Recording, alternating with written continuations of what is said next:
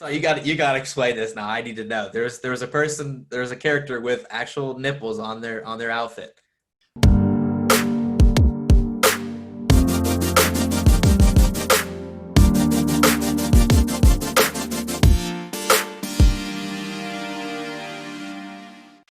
Hello, everyone. Welcome back to Bright Connections, episode 3. I'm your host, BK. Joining me this week, we got a little bit of a different face. Joining me this week, we've got Mr. Will Rush, one of my good friends from college as well. We've been long-time friend, and I'm gonna pick his mind a little bit this week, and we're gonna see what we can come up with. Will, how you doing, bud? Good, man. Thanks for having me on. I was excited to hear that you're starting this project, and super excited that I'm one of the first guests on. So Absolutely, really nice. yeah. You're one of my best friends. I know you got a lot going on in that head of yours, and a lot of good stories between us, a lot of good times. So definitely excited to chit chat up with you this week. So, all right. As always, I want to touch on last week's episode. Anything that we wanted to re-go over and see anything that anybody didn't understand, or anything that we said we were going to look further into and let you know. So. There was only really one thing, and it was the NFL preseason games. I was kind of saying that, they're not doing preseason games this year. I wasn't sure if it was because of COVID or if they decided on it before. So to confirm, it's because of COVID that they're not doing any preseason games. They kind of just said, why bother? They don't count for anything. They don't mean anything. Why bother going out there, potentially getting sick, potentially getting hurt? So they just totally threw away the preseason games. You think that's a good idea? Well, Yeah, I mean, not only for that, but just I think you want to limit your contact as much as possible. It was 4 games was always too much to begin with. yeah, and they've been in discussion for that for years now. Just Yeah, deciding, do we want to have less preseason games? Do we want to cut them out altogether? And so I think this whole pandemic just kind of pushed that along and just said, let's just throw them all out this year. So forget it. yeah. This pandemic, when it's all said and done and all over, I'll be very curious to see the changes if which ones become permanent, because I think a lot of this stuff caused by the pandemic, people are going to realize, well, hey, it's actually worked out really well. So let's just Right. keep it this way. It's actually better this way. Yeah, exactly. So that was the big thing we just wanted to go over again from last week. So again, the preseason games for the NFL are gone. They're going straight into regular season in a couple weeks there, right? Yeah, I believe the Steelers' first game is September 13th, Monday night against the Giants. Right, exactly. So we've got a couple weeks here till football's back. So we've got more sports coming along, around the corner. So, but again, preseason games gonzo. So, all right. So let's dive into it. We got the sports section here. Another further NHL update, right? We got another NHL update here, real quick. So we've got NHL playoffs. I should have brought this up before. I'm slacking right now. So just a couple games played now in the second round. And so what we've got so far, Philadelphia and New York Islanders are tied 1-1. Tampa Bay Lightning are up 2-1 on Boston. Dallas is up 2-1 on Colorado, and Vegas and Vancouver are tied 1-1.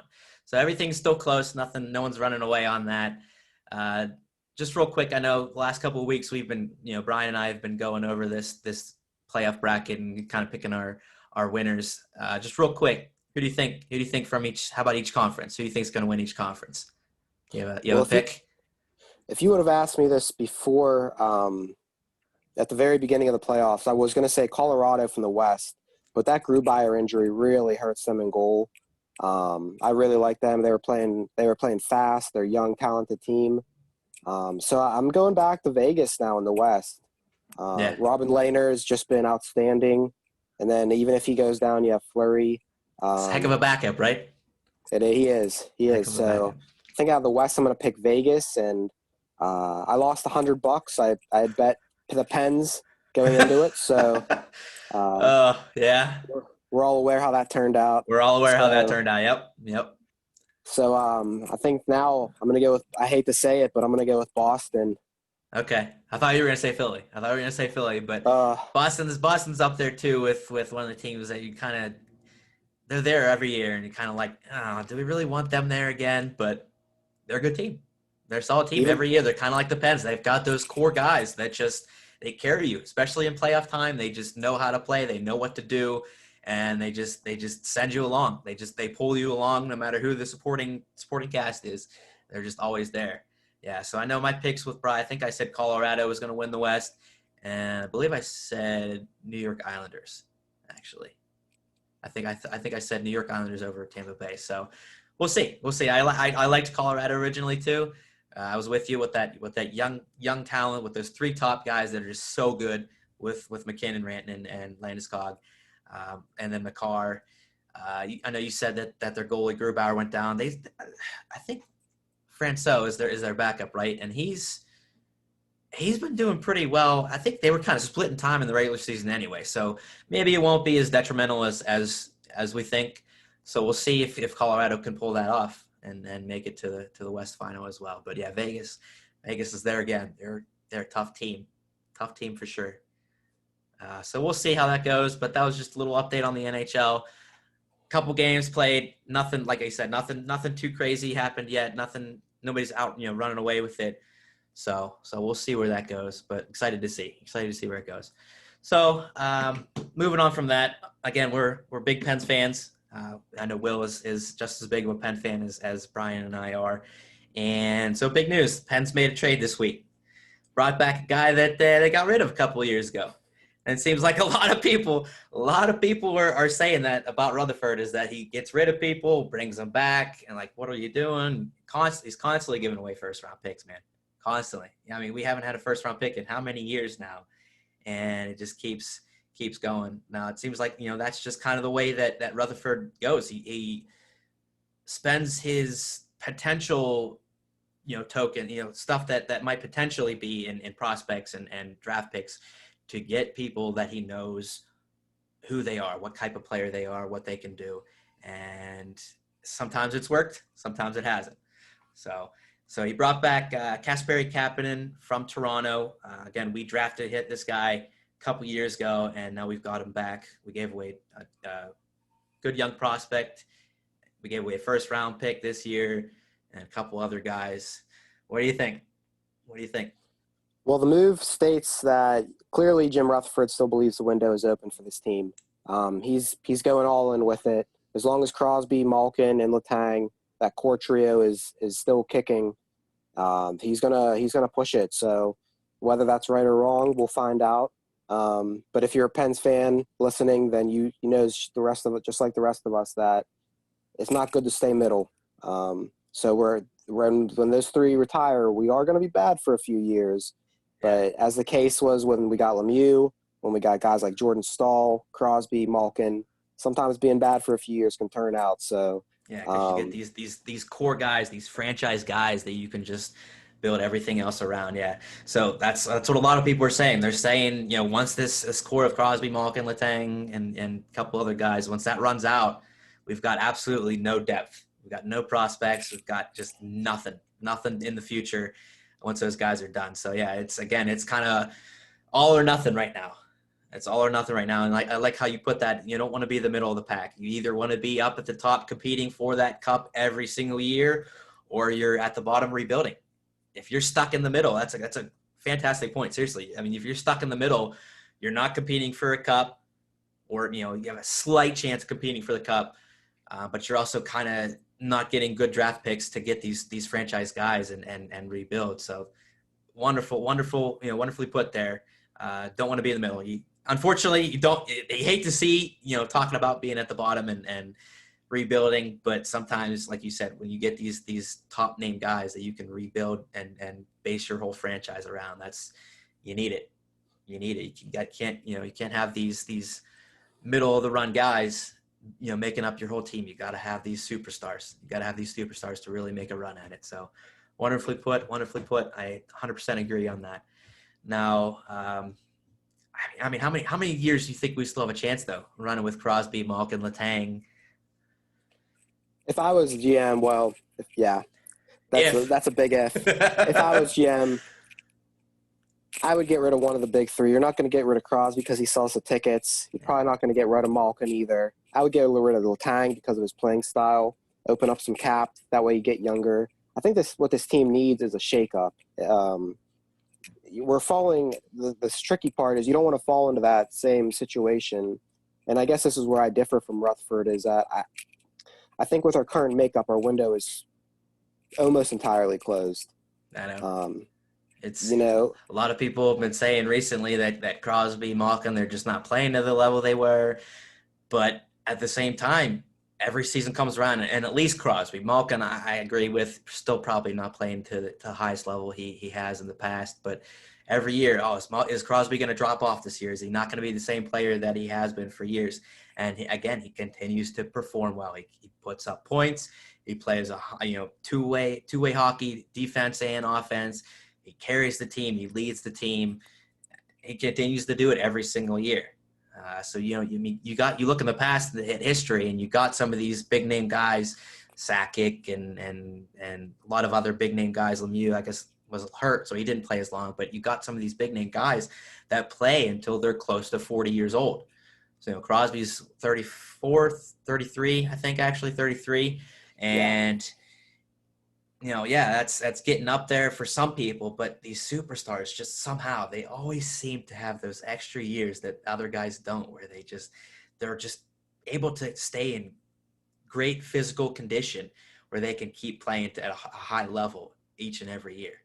So hopefully, Right. I guess, right, that Crosby and whoever else we decide to keep, hopefully that they still got more good years in them.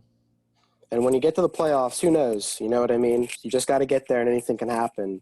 But you've seen it with other teams that have kept around their superstars that are aging, like the Kings, the Red Wings back in the day, the Blackhawks currently. Yeah. They're kind of treading water there in the middle. And I think hockey IQ goes a lot into it. Crosby's got it. I'm not a Letang basher, although it probably sounds like I am. Stop ripping on people. Come on. I guess his play is just very frustrating to me at points. And as his physical skills decline, I don't think he's I don't think he has a high hockey intelligence. And that scares me a bit. Yeah. But I have a trivia question for you if you're interested. Sure. Fire away. Let's go. You were talking about first-round picks and the Penguins not having a whole lot of them. So tell me this. And now it's kind of a trick question. There's actually two of them. They were drafted the same year. Who was the last first-round pick drafted by the Penguins to put on a Penguins jersey? So you're saying there's two of them. I mean, they're both drafted same year? We had two first-round picks that year, one of which we got in a trade from the Hurricanes, which ironically Jim Rutherford traded to us. Ironically. I want to say Stahl. But I know it's probably going to be wrong. Later than that. Later than that? Or depending on sooner? No, we didn't draft Dumoulin. No, yeah, we did. No, we didn't. We traded for him. I don't think I can muster up an answer here. You'll definitely recognize the names. It was two guys, Pouliot. Derek Pouliot. Okay. And Olli Maatta. Goodness gracious. They were both first-round picks, huh? Yeah, they were. I do remember that now. Yep. Pouliot was, sixth overall, and then Maatta was in the 20s overall. Yep. What draft year? Oh, now you're going to get me. Yeah, I'll turn to the tables, huh? That would have to been what, maybe 2015? I'm thinking maybe even a couple years earlier, 13 2014, maybe. 13? Yeah, somewhere in that 13, 14 range. Yeah, that's what I'm thinking. Because I'm trying to think about how old they are now, because you get drafted when you're around 18, and they're probably mid to late 20s. Right. So, yeah. Maatta had a good run. Maatta's playing for the Blackhawks now, and he actually had a decent run there in the playoffs. Yeah, a lot of people shit on Maatta when he was here. I didn't hate Maatta. I thought he was a decent player. He wasn't the fastest skater, but he was physical as a defenseman. He had decent, hockey IQ, like you mentioned. I don't know why people are so down on him, but hey, would you rather have him or Jack Johnson? Maatta? Yeah, I would rather have Maatta. That's right. That's funny. One of my friends, he brought up the other day. He said his least favorite player was Maatta when he was here, and he wore number 3. And guess what? Jack Johnson's wearing number 3, and he said he's my least favorite player now. So maybe I don't know if I dislike the number or if I just the people that wear it are just not good in his eyes. He brought that up. He's like, isn't that funny that both wore 3 and both suck? I was like, I guess, yeah. Yeah, that's funny though. Yeah. So, I mean, there's always going to be. I feel like there's always going to be somebody on a team there where you can pick on and kind of say, this guy just doesn't do it for me. He's not my Oh, for favorite sure. player. He's not doesn't bring a lot to the team in my eyes. And you always have people that bring up these statistics on all these advanced statistics, and he's bad in this area of the ice, and then when he's on the ice, everybody else is a minus. Sometimes you just need to look at the person and see how they play. Just go Right. back to basics. Just watch them play, see what they do, see if they react to things, and just go by that sometimes. And I think a lot of people just dive into these advanced metrics and all this other stuff. And yeah, I guess it could kind of play a part, and to making a better team. But sometimes just go back to basics, man. Just look at the player play and how does he look on the ice, right? The good old eye test. Good old eye test. Exactly. So, all right. So hopefully the Pens got a couple more years. We'll see. Any other NHL teams that you can think of that really are on the rise and who you think are going to be in it every single year for years to come? Anybody you can think of? Vancouver's really given Vegas a run for their money, and they're a young and up and coming team, especially out there in the West. I like them. Obviously, Colorado's kind of making their presence felt here and more known. Off the top of my head,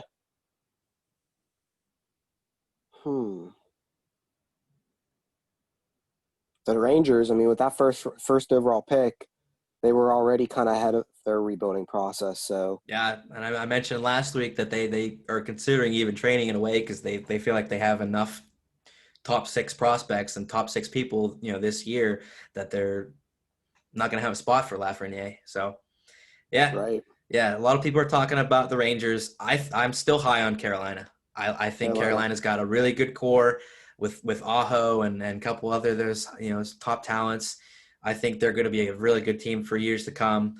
They improve their goaltending and maybe a couple other areas, and they're going to be in there. But yeah, I'm 100% with you on Vancouver. They've got Pettersson, fantastic talent. They've got Hughes now.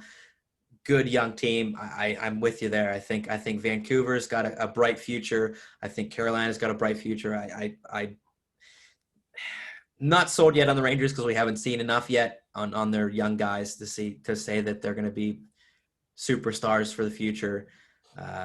But yeah, those two teams, I think, big time teams to look out for in the future. Yep, I agree. Well, Carolina needs a goalie, and I believe Matt Murray's available. No, another person that wants Murray out of here? Come on. Why? He's so good, though. Not the past 3 years he hasn't been. Yeah. We're, again, going to kind of bash on Murray. But, no, he's – he's a solid goaltender. Solid. Keyword. But sometimes goaltenders, much like, to use the analogy with football, they're the quarterback of hockey. Sometimes you have to win a game that you're not supposed to win due to quarterback, due to goalie. Yeah. And I don't know if Murray is that goalie that's going to win you a game you shouldn't. Right. I think he's a solid goalie that's going to keep you in games. Most of the time he won't lose games. He lets a soft goal every so often, but so you need that Marc-Andre Fleury type, just Game 7 against Detroit, that acrobatic save to help us win the Stanley Cup. You need goalies that make those kind of saves. Yeah. Yeah, he's just a guy that kind of takes up the net sometimes and doesn't pull off these saves that just wow you. And sometimes not only is it making a huge save, but it also kind of provides a spark for your team. When you see your goaltender make this incredible diving save or something something that, like you said, he wasn't supposed to save, and you see that happen, and you're just like, dude, this guy's keeping us in this game. Let's pick it up. Let's get this for him. Let's pick up our energy level. So yeah, instead of just being a presence in net, sometimes you got to make those saves. You gotta quote unquote steal a game for Right. your team. Yeah, I agree. Yep. So, I mean, so you think get rid of Murray and keep Jari? It's kind of ironic. It's much like the Fleury versus Murray situation. Murray was much cheaper at that time.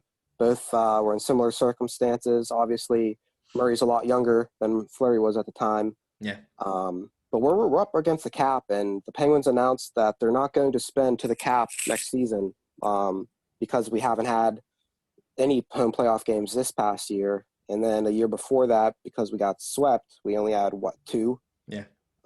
So one or two. So they need that revenue money being a small market team.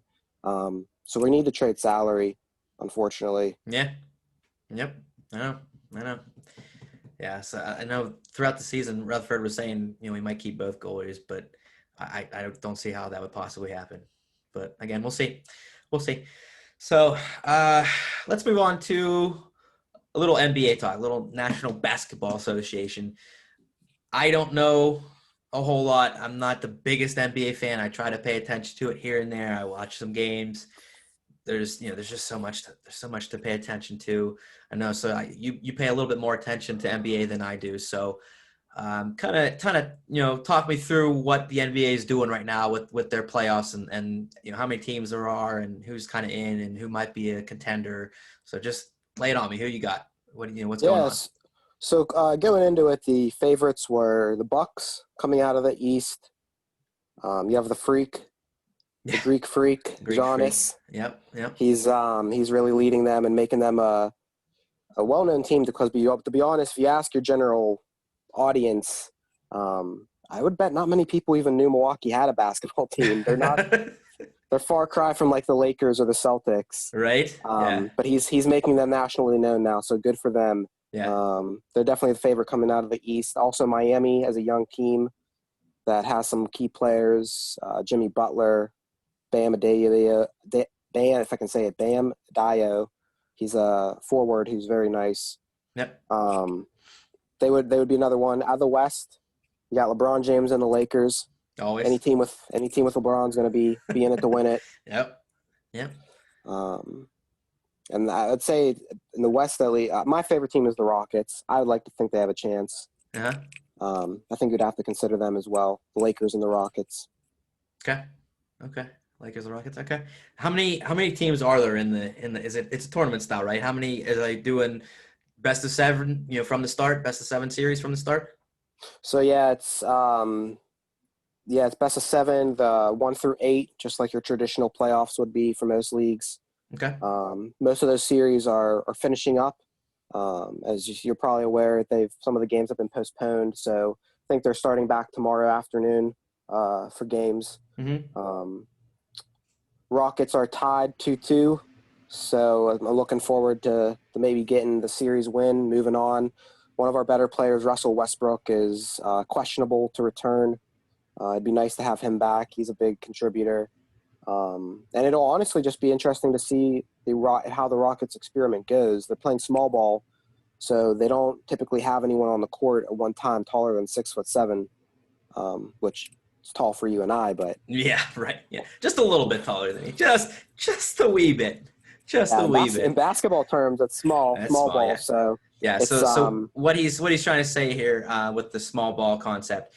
So basically, there's 5 people on the court at a time in basketball, and typically you have 3 smaller, faster, more agile players, and 2 larger, big guys that get like the rebounds and stuff like that. So what his team that he's talking about now with the small ball is basically they're all 5 guys on the court are all running at a smaller height. They're all faster guys. So they don't really have that big person presence, that large individual on the court stealing all the rebounds and doing all the other stuff that quote unquote big men are normally doing on the court. So that's kind of what the small ball concept that he's talking about here. So and so there's you said there's 8 in each conference. So there's 16 teams in the tournament. Yep. And they're best of 7 each time. Okay. And nobody's won yet, correct? Nobody's won the series yet. So I'm trying to think. So I don't believe any team has moved on as of yet. Yeah. Or no, the Sixers, 76ers have been eliminated. So they're gone. Mm-hmm. Um, so they're having a couple teams that have been eliminated thus far, but there's still majority of the teams playing in the first round. Okay. Okay. So we're still new on the NBA playoffs as well. Still going through the first round. So nobody's moving on, and nobody's a clear cut favorite per se yet. So we'll see where that goes as well. So we'll see where that goes. Moving on to NFL. NFL is getting ready to start, like we said, in a couple weeks here. Questions on where the NFL is planning to play. So big difference between most of the other leagues and the NFL is that NFL is not doing any type of bubble scenario. A lot of these other leagues are doing the bubble setting where everybody, all the players, all the coaches, everyone's in the same central location. They're all, there. They're not leaving and everything. NFL is not doing that at all. They're all going to be playing like normal. They're at their stadiums. They're at their their facilities. They're practicing there. They're all the games are going to be there. Do you think it's a good idea, bad idea? Don't know yet. We'll see, I guess. Optimally, you would want to see the bubble take place, but unfortunately, they're only playing one game a week, and as opposed to the NBA or NHL, which typically you might have 1 or 2 days off at most. So I think a bubble in the NFL is just unrealistic to expect these players to do that. Yeah, especially since these playoffs that for the NBA and the NHL, they're playoffs, so they're only looking at a handful of weeks, a month, month or two max. Whereas in the NFL, it's the beginning of their season. They're running week on week on week on week for months now, and to try to have them in a bubble setting for months on end, it'd be a lot. It would be a lot for them. It'd be a lot for the families. It's a lot. I think probably just too much to ask, for them to try to do that. So I probably this is their only choice is to just have people or just have it, run like normal. Just try to do as much as they can. Try to keep, only the players and coaches and staff entering the facility and everything. And obviously they're doing tests, every day. It's probably about the only thing you can do. So we'll see how it goes. Now, the games, I guess they're allowing some fans and certain teams are allowing some fans. I have an article here saying, showing, what teams are going to allow how many fans and when, how far into the season and everything. And you've got some of these teams that are just, they're not allowing fans the whole season. They're not allowing fans the initial part of the season. Some said, first 2 games. What do you think that's going to be like? How a huge NFL stadium, that normally has how many fans, and you're to be able to do it without any fans. I don't know if they're going to be able to do crowd sounds like, the NFL or the NHL and NBA are doing, or is it just going to be dead silent? How weird is that going to be? Sean McDermott, the head coach for the Buffalo Bills, was recently complaining because the Bills are one of the teams that will not, at least initially, have fans in the stadium. And he was, I think justifiably so, bringing up the fact that it creates an unfair competitive advantage when in the same division you have the Miami Dolphins, whose plan, I think, percentage-wise will allow around 15,000 folks into the stadium. Mm-hmm. They released a comprehensive plan which, hypothetically should work. But still, you're still going to have 15,000 crowd noise and all that compared to the Bills, which will have no one. I see his point. I think it should be an all or nothing type deal, just to make it fair all around the board. Yeah, everybody kind of just being the same page on how many they can allow or if any at all. Yeah, I hear you. Yeah, for sure. The Steelers, as well as the University of Pittsburgh, just yesterday released that, at least for the month of September, they'll reassess at that point. There will be no fans allowed. Right, none at all, yeah. So the Steelers are one of the teams that said no fans in at least their first 2 home games. And so the Ravens said for the initial part, no fans. Browns said they don't really have a plan yet, but they're hoping on about 20% seating. Bengals said they will not allow fans indefinitely as they continue to look into it. Colts said no more than 20% fans. Jacksonville said 25%. Tennessee, no fans at their home opener. That's all they said so far. Houston, no fans at their home opener. Broncos, no fans on their home opener. Some other teams just saying, no fans till further notice. So again, you've got either a little bit of fans or none at all, especially in the first couple games. A lot of these teams have already announced. So that's going to be weird. It's going to be weird. But again, I mean, it's been weird for all the leagues. So I guess we'll see what happens, see how it goes, see what it feels like. But again, I feel like it's just such a larger stadium. And it's open. It's a lot of them are out in the open and outside, and to be able for it to be just dead silent, I don't know. Tell you what, I was driving through the North Shore a few weeks ago. It's a Sunday afternoon, and it took me a couple seconds because if you're familiar with that area, if it's not a game or a concert or an event going on, it can be pretty silent. Not a whole lot of folks walking around. Which was the case, but then I was switching through the radio and the Pirates game came on, and it was just very eye-opening, and I was kind of like taken aback that there's an actual baseball game, MLB game going on, and there's not a drunk person running in front of my car, or I'm not hearing the crowd noise as I'm driving by. Like it was odd. Yeah, I know. Crazy times for sure. Speaking of the Pirates, yippee! I guess we could touch on them real quick. Last of the league. Let's go Buccos. Traded away a guy already. I don't know. I don't even know what to think about the Pirates. I really haven't been paying much attention to them. I know you and I go to games, every once in a while, but. Do you even want to go to a game this year? We'll see. Yeah. What am I talking about? We can't go to a game. Yeah, I think they're pretty well set. They're not going to allow people this year. But hypothetically, if they were, is it even worth going to?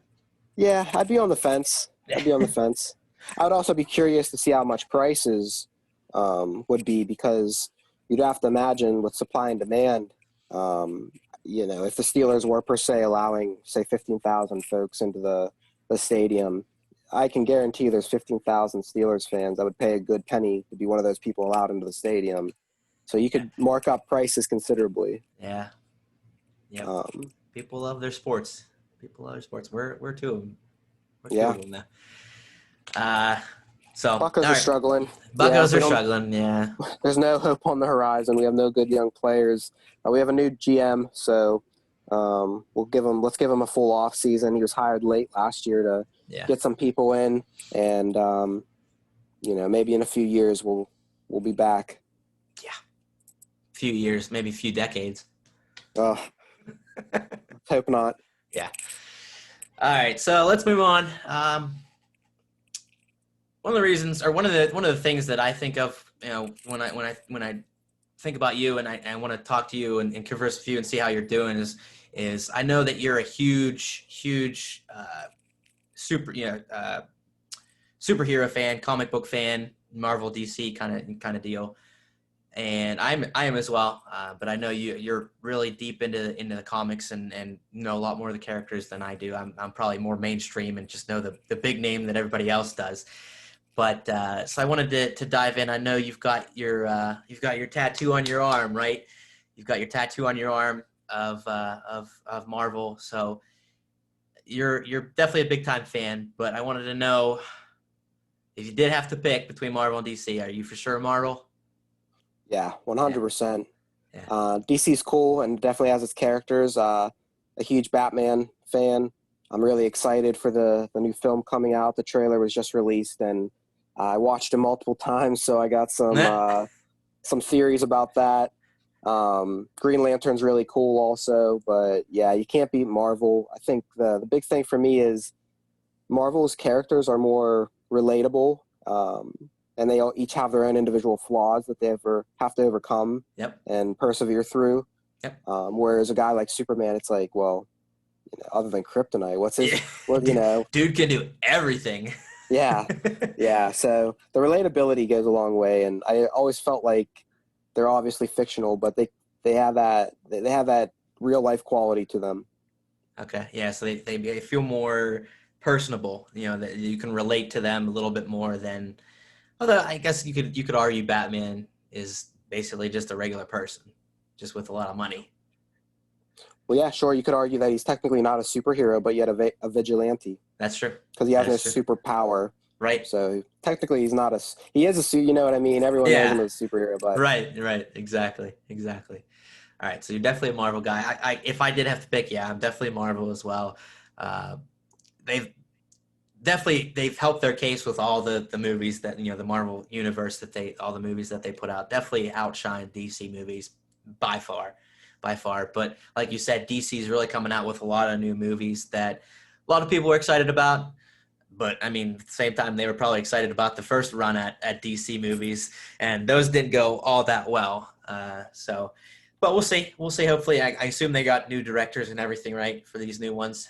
New directors, new characters, or not new characters, but new actors and everything. yeah. So this is going to be it's a whole new set. It's the Batman. The Batman this year or this time is going to be Robert Pattinson Yep. from Twilight fame. He's actually done a lot of other indie movies that are really, really good. I like him a lot as an actor, but for the general audience, he'll never not be Twilight. Yeah, he'll always be the vampire. He was a vampire, right? I think. Yeah, Yeah. yeah. Yeah. So everybody's gonna picture him. They're gonna see Batman. And he's like, "What's he doing there? Is he gonna bite somebody's neck or something?" So we'll see. We'll see. Definitely would like to check it out still with the movies and see if they do better this time around. Uh, And Batman's really been if one of the few bright spots because of course you have the old school Joel Schumacher Batman with the Bat-nipples, which was a Bat-nipples. fiasco. Truly, it's just like what was the costume designer? How did that get through the various levels of approvals? But Yeah. the Christopher Nolan Batman trilogy was really good, and All of right, course being filmed in Pittsburgh so helped. you got to explain this now. I need to know. There was a character with actual nipples on their outfit. Yeah, it was the Batman. Who was the villain there? I want to say Mr. Freeze. But Okay. yeah, if you type in, I mean, yeah, go for it. Type on Google Joel Schumacher Batman and look at the costume, and you'll notice the Batman or even Batman nipples. I'm sure you could Google various things and find it. But it's just like, why? And yeah, it was just a horrible. I'm not a huge fan of his, anyways, as a director, but it was just a horrible interpretation of Batman. Gotham was like this Las Vegas. Everything was lit up. Like, it's really, he went for it. I'll say that. Do you see the picture though? Yeah, straight up nipples on his outfit. You'll never not see that. I'm never gonna not see this. Every time I look at Batman now, I'm gonna think about this. Oh my goodness. Oh my goodness. That's ridiculous. That's that's fantastic. Oh man. So I'm glad that's scarred into your brain yeah, now that's forever. that's in there forever now, for sure. Yep. Now with the comic books, I was never a comic book guy. I never did that when I was a kid. Um, I assume you still prefer Marvel comic books as well over DC. Yeah, I Okay. do. Okay. They're both pretty solid. I mean, you had legends like Frank Miller doing Batman back in the day. You might know him from like Sin City, 300, Yeah. various Okay. projects like that. Okay. So they've had some good writers and illustrators over the years as well. But yeah, the comics, that just brings me back to my childhood, the Marvel comics. Absolutely. Absolutely. Is there a specific comic that you like the most though, like a certain character that you always read, necessarily, maybe more than others, or just was your favorite? Yeah, I would use my allowance money every week, and there was a local like five and dime, grocery type pharmacy store, and I would just spend all my money there. So Spider-Man was a big one. I like the X-Men a lot. Okay. Um, Daredevil, Captain America, the Hulk. Come on, you can't name them all. You got to give me one. One Okay, tough definitely. one tough one. Hey, that's Spider-Man, Yeah. no doubt, Yeah. number one. Yeah, you're a big time Spider-Man guy. Yep. I know. I always, when I was a kid, I always would watch the Spider-Man, series, animated series, when I was a kid, on cartoons on Saturdays and everything. He was probably my favorite character when I was a kid. Yeah, he was probably my favorite character when I was a kid. Now I'm big time on Flash. I like the Flash a lot. I like everything that he stands for. I like his ability. Uh, so if I had to pick a favorite character, even though I'm going away from Marvel, I'm switching sides to go DC for my favorite character. Uh, yeah, Well, have you heard the Flash news regarding the movie? This might be a movie you want to see from DC. they're doing another Flash movie, right? They're doing the solo Flash movie, and Michael Keaton's going to return as Batman. Ben Affleck's going to return as Batman, and how they're going to kind of remedy their like different universes is they're gonna. It's a series also you can read called Flashpoint. They're taking this inspiration from. They're going to essentially merge all the multiverses into one, so that everything will, or you'll be able to. There'll be different multiverses, so it's okay that Ben Affleck's a Batman and Michael Keaton's a Batman. Some Um, some of these people probably have no idea what we're talking about with these multiverses and stuff, but they're yeah, trying to consult. They're basically, there was a bunch of different universes with the same character, but subtle differences between them, and they're basically trying to just converge all these different characters into one universe, essentially, right? yeah. I think you never know Trying to simplify it. how much they're gonna keep from the comics, but yes, that Yeah. seems to be the thing there. So are they doing this time travel shit again? With you said there's two Batman, and I know Flash can travel through time with his speed. So are they doing time travel stuff? Well, it wouldn't be so much time travel, more as dimension travel. Okay. Um, with a different if you're not familiar with the multiverse theory, it's essentially that any possibility you can think of, there is a different universe for that. So there would be a universe or a multiverse that in which my name is Brian and yours is Will. Yeah. There would be one in which you're a professional football. Literally anything, a combination of things you can think of. There Yeah. is, if you believe in the multiverse theory, possible. So everything is canon in a sense, much like Rick and Morty. You can never be that fan that well, back in this episode they did well in the multiverse. Anything's possible. So technically everything would be canon. It's a little bit of a cop out. Bringing out big time nerd stuff right here. That's awesome, though. I mean, the theory of the whole multiverse is so complex and so creative that, yeah, it's a lot to take in if you don't really dive into it and try to just wrap it around your brain. It's crazy. It's crazy. I know. I watched Flash TV series, and they started bringing time travel and all this multiverse stuff into it and everything, and I was just like, I don't get this. This is crazy. Or you could believe in the theory that we're just living in a simulation. All right, now we're bringing stuff into our own real life now, Yeah. huh? No, it's if there's that rabbit hole everyone knows about on the internet, and you can Yeah, go down it for miles with different theories. different And theories on yeah, who we are and who's controlling our strings, who's the puppet master and everything, huh? the Illuminati, obviously. All right. So, so yeah, we're nerds. We're comic book nerds. We're superhero nerds. But hey, man, they're awesome. They really bring, especially for kids and honestly even adults too. I mean, there's someone to look up to. There's someone to look at and say this person, isn't perfect. They've had a not so great past necessarily, and they've turned their life around, and they just want to save people. They want to show people how to how to live their life, how to coexist, and just all this amazing stuff. And that's honestly kind of what I'm trying to do here with Bright Connections, trying to just bring people back together, just show them that there are still good people out there. There's still people doing kind things, kind deeds, and that's kind of what superheroes are, right? I mean, it's these people, yes, they have abilities, yes, they have opportunity to do these things, to save people, and to show people this greatness that they are. But the fact that they choose to do that they choose to be good people instead of taking advantage of their abilities, which actually there are some comics and series out there, I guess, with people with abilities that don't use them necessarily so good, huh? I know Boys, the boys, yeah, the boys on Amazon, yeah, new yeah. season comes out in about a week. Yeah, I watched the first season. It was good, but superheroes, man, they touch so many people's lives. They're amazing stories. What they do. So again, that's kind of what we're trying to do here at Bright Connections. So a lot of similarities, right? We're superheroes here at Bright Connections. I like it. All right.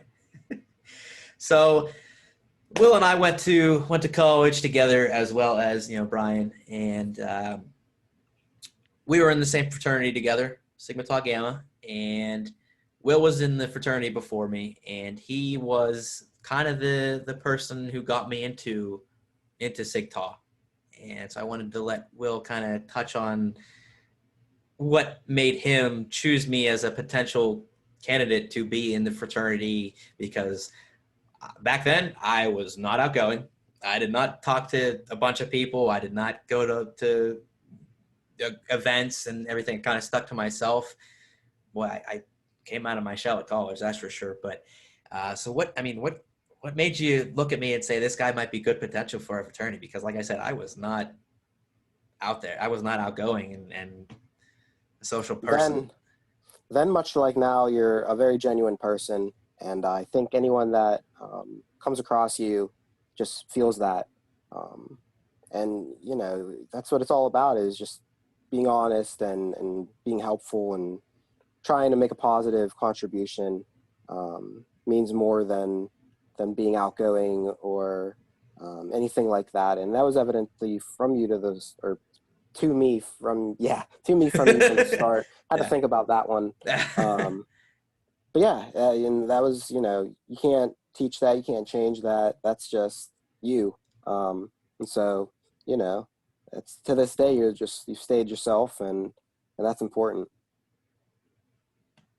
Thanks, man.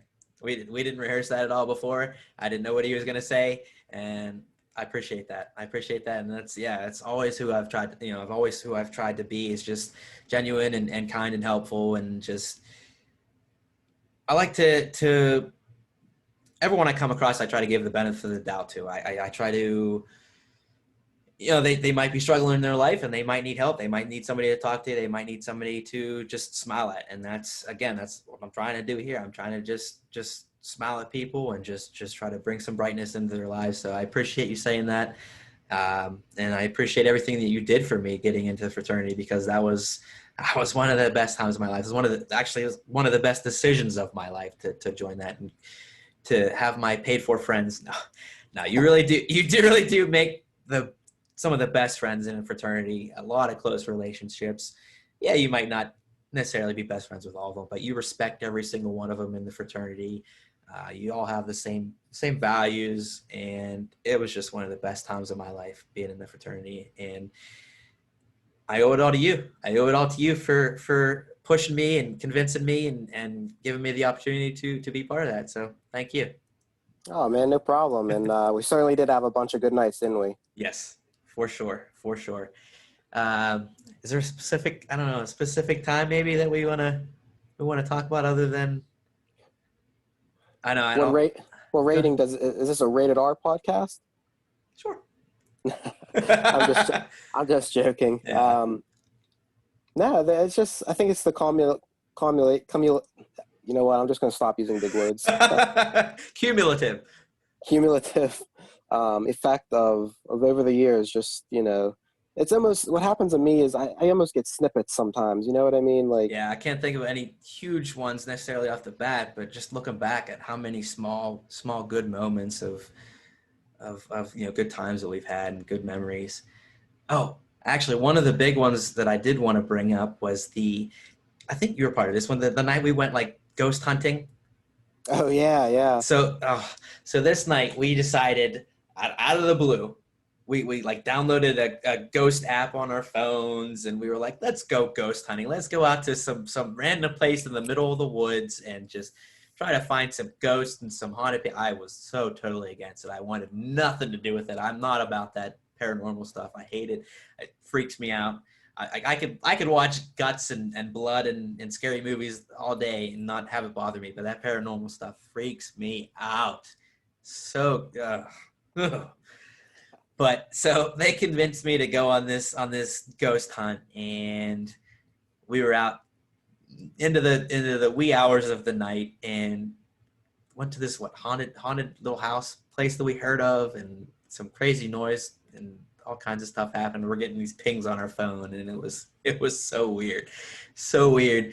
And we ended up staying up late into the night, and actually we ended up early in the morning. Right, we went to Coney Island. Yeah, we went to Coney Island, which was this local restaurant where we, around where we went to school, and got food there. We went to Donut Connection and hung out with the old guys, reading their newspaper, having coffee at 5, 6 in the morning.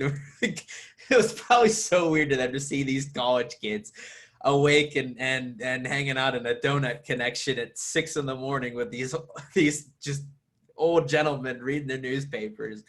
It was just one of the most memorable nights. It was so funny. But yeah, definitely a big night for me. That was a lot of fun. It ended up being a lot of fun. Yep. And then you winning Mr. UPJ, man, that was a heck of a time too, man. You really brought our fraternity another good name there too. So Yeah, congrats. yeah. Thank you. Awesome. Thank you. So Mr. UPJ was a competition between like 10 gentlemen, kind of like a beauty pageant kind of deal, but no. It was a type of pageant where it performed multiple acts, I guess you could say. There was a formal wear act. There was a talent act. There was a questionnaire act, and I actually ended up winning that. So I guess I had a little bit more personality back then than I thought I did. But yeah, that was one of the big moments for me too, for sure.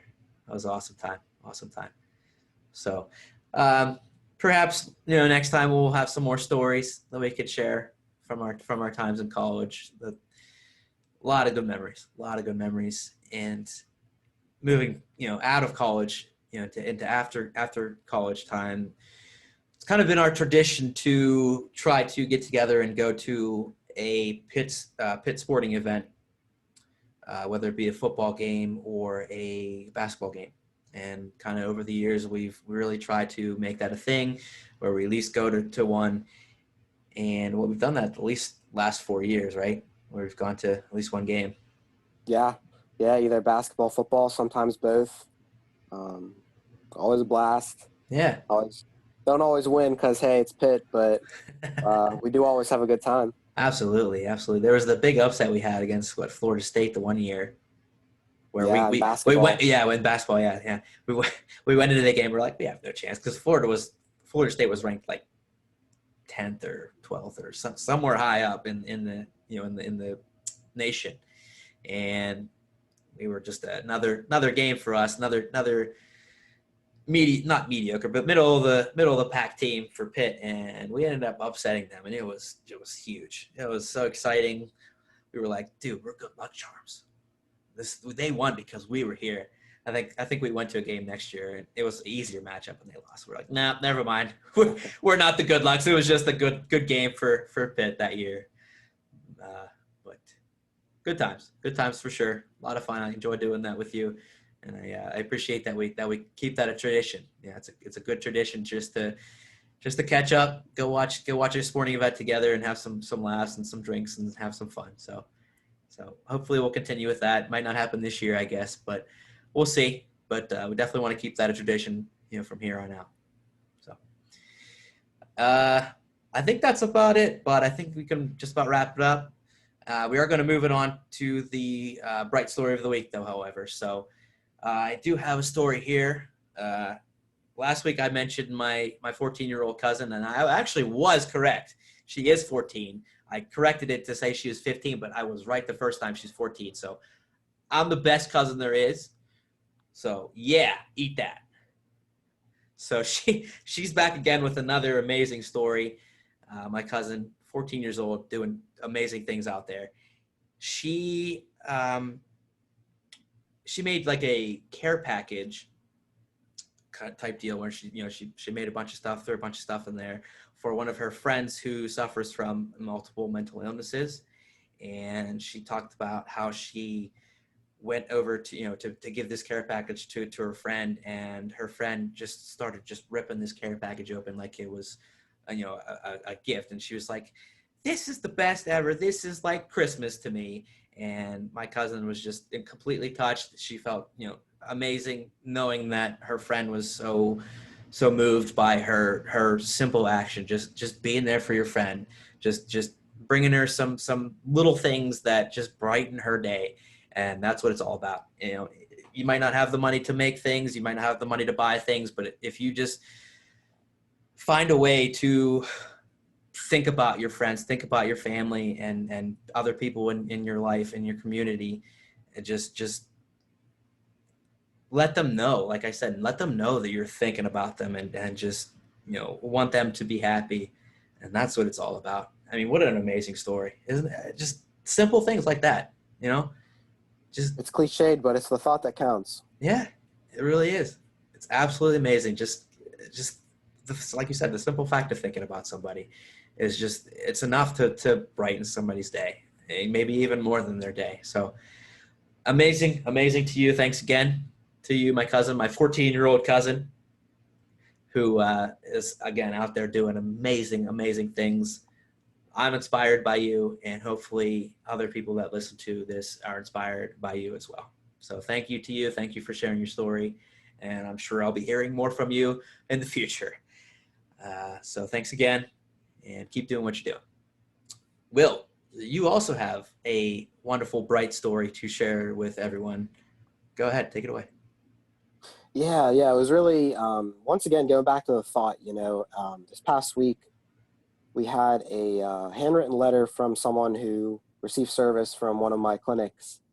And it was just expressing how nice everyone was and how well treated they were. And it was just, you don't see that too often nowadays with handwritten letters. And Right. anytime you hear nice news about that, any positivity, especially, in the polar climate we're in, it's nice to see.